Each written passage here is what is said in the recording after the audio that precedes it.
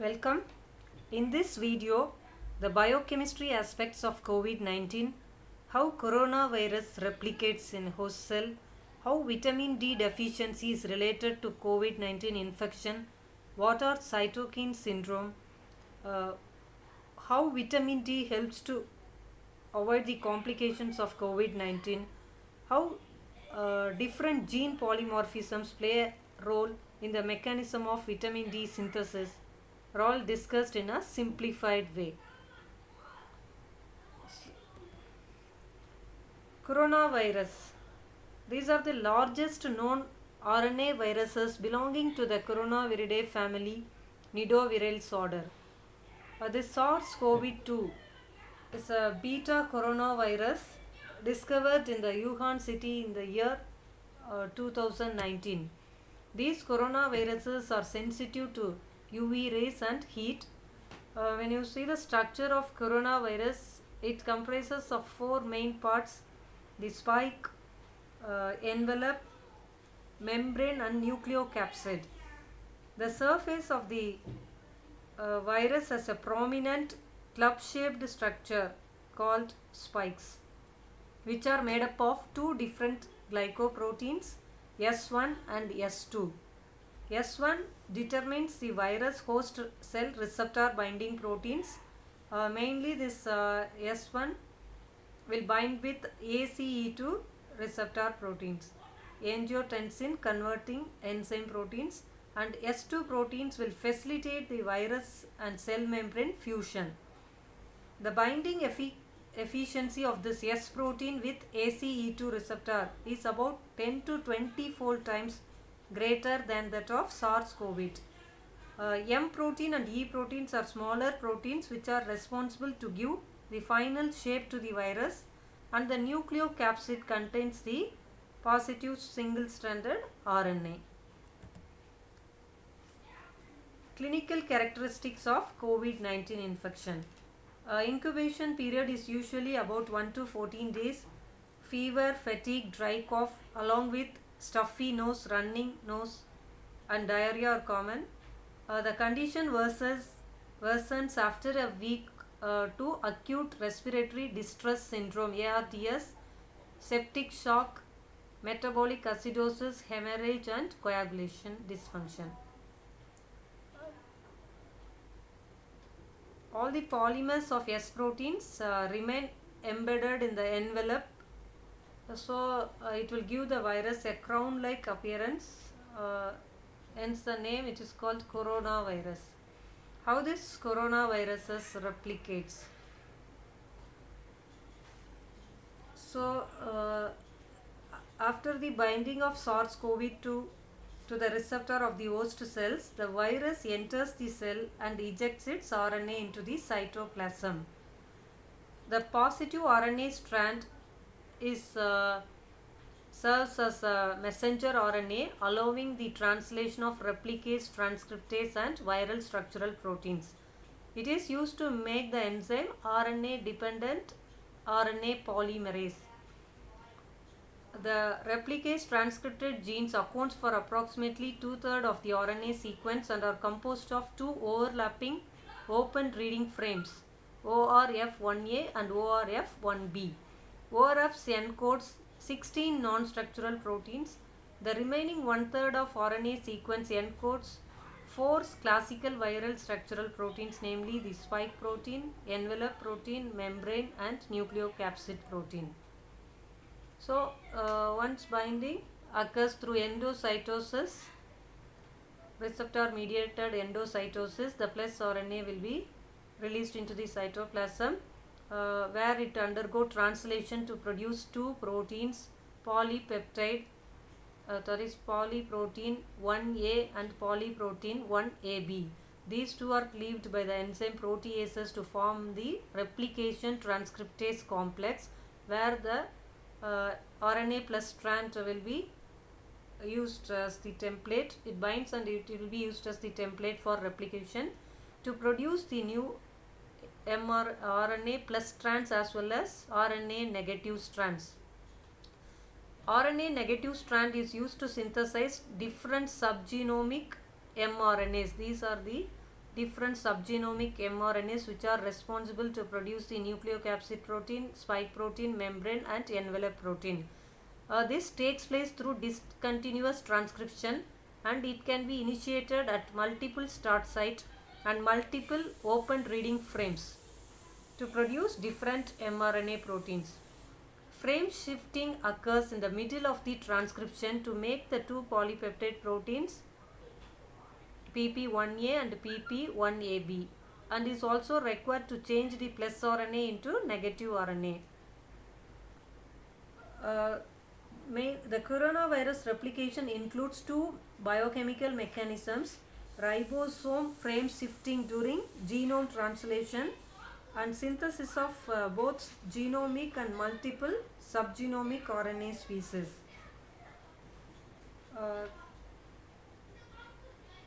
Discontinuous transcription is used to make the negative RNA strands, and it is used to make different subgenomic mRNAs, and frame shifting is also used to convert this positive RNA into negative RNA strand. So either entire single sense RNA strand can be transcribed into one single RNA, or it can be produced into different mRNA strands which can be transcribed to produce different viral proteins. The transcription jumps from the leader transcription regulatory sequence to the body's transcription regulatory sequences. Hence it is called as discontinuous transcription. Then after different viral proteins are produced, the new virion will be fused with the plasma membrane through exocytosis and will be released out, where it will bind with other cells to replicate. So this is how the cell cycle continues. Pathogenesis of COVID infection. Innate immune response is the first line of defense against any viral infection. Cytokines play an important role in the immunopathology during viral infection. Delayed release of cytokines and chemokines occurs in the respiratory epithelial cells, dendritic cells and macrophages at the early stage of SARS-CoV infection. After the entry of virus, it multiplies rapidly and the new virons will be released. This will cause damage to the host cell, releasing pro-inflammatory cytokines. Overproduction of cytokines result in tissue damage and acute lung injury, which then progresses to acute respiratory distress syndrome, which can be fatal. So this is how the cytokine storm and tissue damage will be taking place.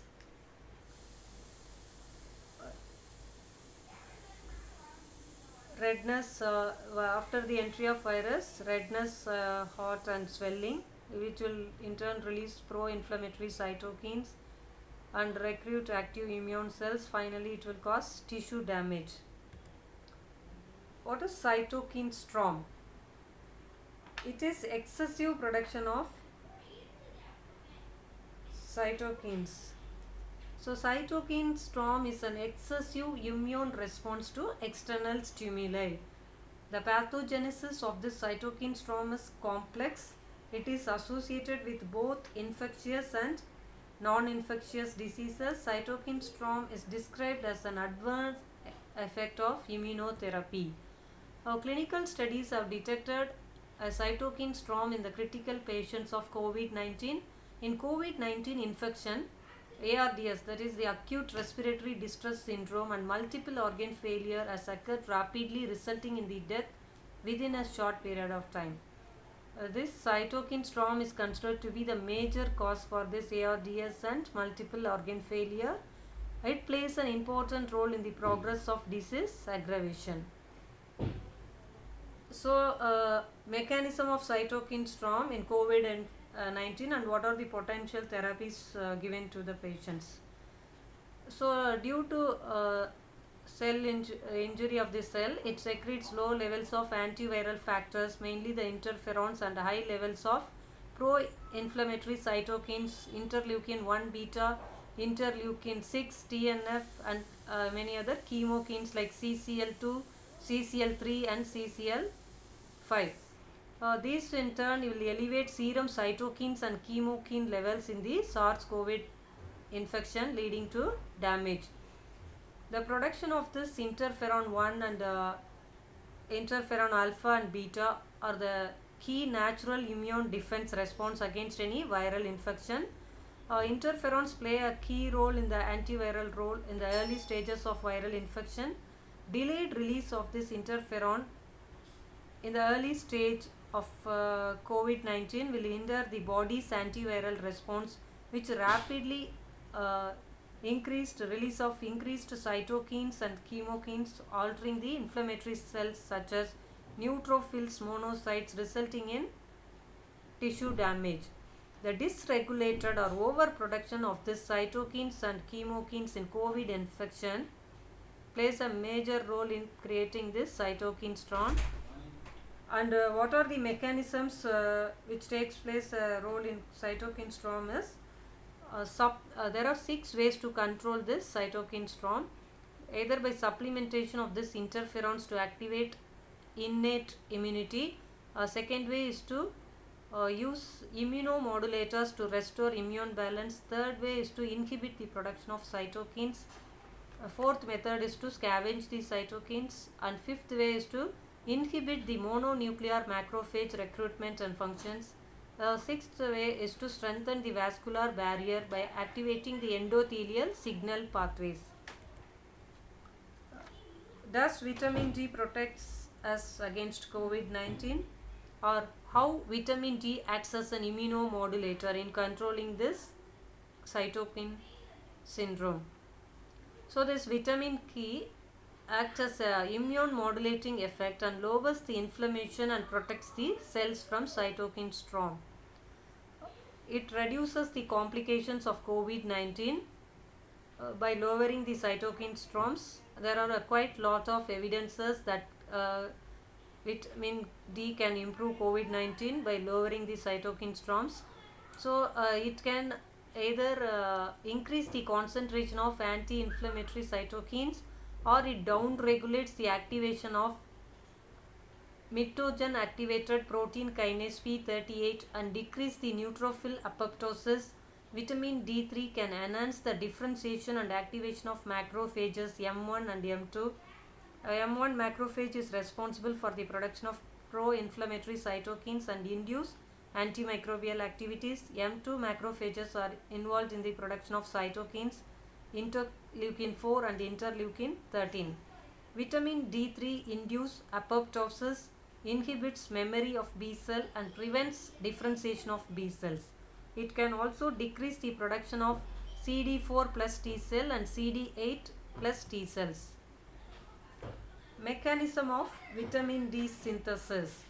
So mainly absorption of this UVB rays in the epidermal layer of the skin converts this 7-dehydrocholesterol into pre-vitamin D3. This is the first step in the synthesis of vitamin D. 7-dehydrocholesterol gets hydroxylated in two reactions. First reaction, hydroxylation occurs in the liver cell with the help of the enzyme 25-hydroxylase to convert 7-dehydrocholesterol into 25-hydroxycholesterol. Then the second hydroxylation occurs in the kidney, where 1-alpha hydroxylates convert 25-hydroxycholesterol into 1,25-dihydroxycholesterol, which is called the active form of cholesterol, calcitriol.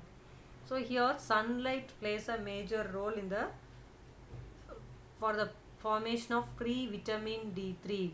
So without this free vitamin D3, the vitamin deficiency will be seen. So in sun rays you can see there are 3 types of rays: UVA, B and C. UVA is responsible for aging, wrinkling, skin cancer and eye damage, and UVB has the largest effect on the top layer of the skin. and it is also responsible for the sunburn and skin cancer. UVC, it's the shortest wavelength absorbed by the, and it is absorbed in the atmospheric ozone layer itself. So UVA has the wavelength, absorption wavelength of 320 to 400 nanometer, UVB 290 to 320, and UVC wavelength has got 100 to 290 nanometer. This UVB rays are responsible to convert the 7D hydrocholesterol into pre-vitamin D3, and the time, at what time it will be strong means it is between 10 a.m. to 4 p.m. These rays will be strong. Vitamin D gene polymorphism. There are several genes and genetic factors are considered relevant considering the heritability of hypovitaminosis D. Hypovitaminosis means deficiency of vitamin D. It is associated with skeletal disturbances, immunological diseases, infectious disease, and cardiometabolic problems and cancer. This vitamin D deficiency will lead to all these complications.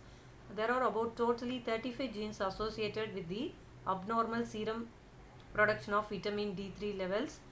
12 genes encode proteins that are known to be directly involved in vitamin D metabolism.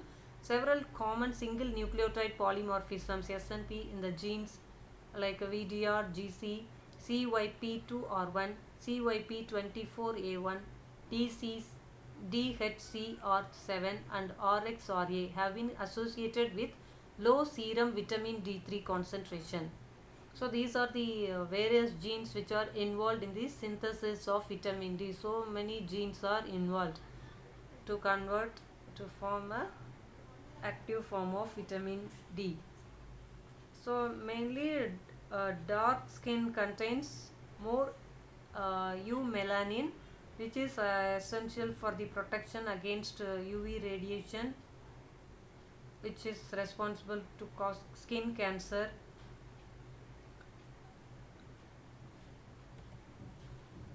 Then there are many different genes of vitamin D3 involved in vitamin D3 synthesis. Gene FLG and IVL have a structural function in the skin. FLG might reduce the epidermal protection against UVB and increase the production of 7-dehydrocholesterol with a subsequent rise in the synthesis of 25-hydroxycholesterol. Gene BLOC1S5, MLPH, EDN1, TYRP1, and PRKACG are involved in skin pigmentation, possibly influencing the sensitivity to sunlight. Gene ANOR and ARID2 is implicated in optimal bone mineralization. Gene NEBL is involved in heart function. Gene PDE3B in the regulation of lipolysis in adipose tissue. In the immune system, vitamin D regulates the expression of HLA genes also. So increased skin pigmentation will reduce the efficacy of UVB because melanin functions as a natural sunblock. In addition, aging also decreases the ability of the skin to produce vitamin D3. During winter month at latitudes of greater than 40 degrees Celsius, little or no UVB radiation reaches the surface of the earth.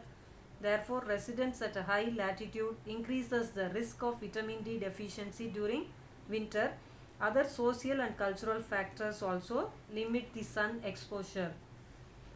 Usually, dark skin absorbs 7.4% of UVB rays compared to pale skin, which can absorb about 24% of UVB rays.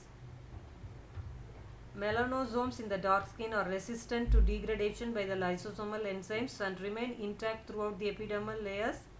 In contrast, light pigmented skin melanosomes are degraded and only persist as melanin dust. This is why melanin is in darker skin is twice as effective compared to white skin in inhibiting the UVB radiation from penetrating. Means this is the reason. Dark skin can absorb about 7.4% of UVB. These UVB rays are very effective in converting the 7-dehydroxycholesterol to pre-vitamin D. There is a lot of evidence that COVID-19 disproportionately affects dark skin ethnic population, that is people living nearer to equator or tropical regions receives more sunlight. When the people migrates to higher latitude, their skin gets paled and to accumulate more amount of vitamin D3. High melanin prevents the epidermal skin to absorb more sunlight, that is UVB rays, but melanin helps them to prevent from skin cancer. This melanin inhibits the cutaneous vitamin D3 synthesis by solar UV radiation. So there is a relation between melanin as well as vitamin D deficiency. All these are also gene related. Vitamin D deficiency and COVID-19. Most vitamin D results from production in the skin following exposure to UV radiation from the sun. Individuals with dark skin have on average lower concentration of vitamin D concentration because melanin in the dark skin does not absorb as much as UVB rays. Furthermore, deficiency is more common among the high latitude countries such as UK. A recent meta-analysis of randomized trials suggested that vitamin D may lessen the risk of acute respiratory infections. So the summary of today's session is: persons with vitamin D deficiency are 8 times at a higher risk of having severe COVID illness among those who had sufficient vitamin D levels. In view of the important role in vitamin D metabolism of the genes identified, consideration should be given to understand why individuals or populations particularly vulnerable to vitamin D deficiency, in spite of enough sunlight exposure, or who live in countries at an adequate latitude, and those with sufficient ingestion of vitamin D rich foods. Individuals with respiratory infections and sepsis also have reduced level of vitamin D3 levels due to cytokine storm. It will harm the healthy cells. So in that also vitamin D3 can modulate a favorable immune response and could hypothetically reduce the levels of this associated complications, therefore effectively suppressing the cytokine storm in its early stage through immunomodulators like vitamin D and cytokine antagonist is an important way to prevent the deterioration of patients with COVID-19 infection and save the patients' lives. Thank you. These are the references, some of the references referred. Thank you for watching this video.